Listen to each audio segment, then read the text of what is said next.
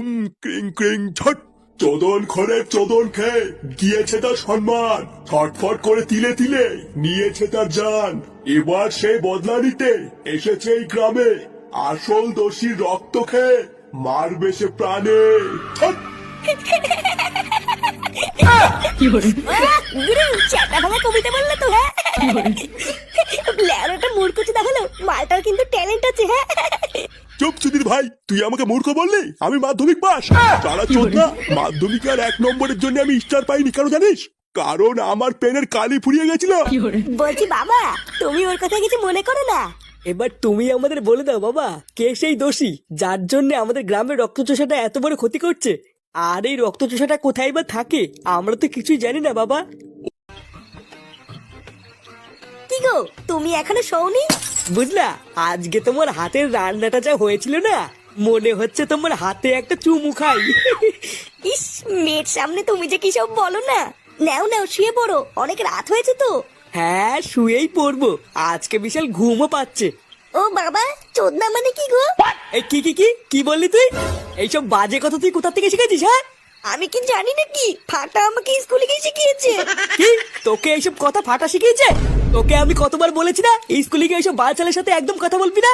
আরে বাবা ছাড়ো না, বাচ্চা কাচ্চা মানুষ তো, তাই কি নাকি বলেছে। ফাটা বাচ্চা নাকি? ও একটা না পাকা শান্তির ছেলে। লেওরা নিজের মতন আমার মেয়েটাকে উল্টো পাল্টা শিখাচ্ছে। দাঁড়াও, ওই চুদির ভাইকে দেখাচ্ছি মজা।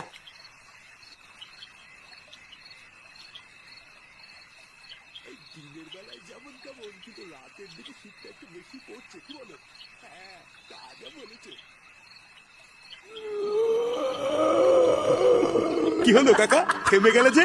কেমন যেন একটা আজব শব্দ আসছে না? শব্দ কই? ও মনের ভুলে কি নাকি শুনেছো। চলো চলো।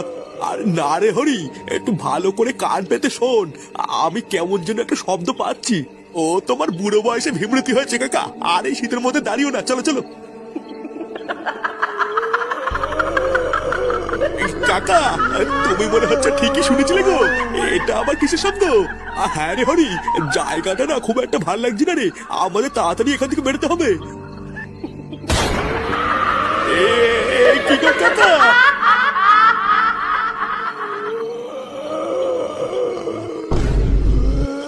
হরি, এই হরি, হরি আমাকে ছেড়ে যাস না।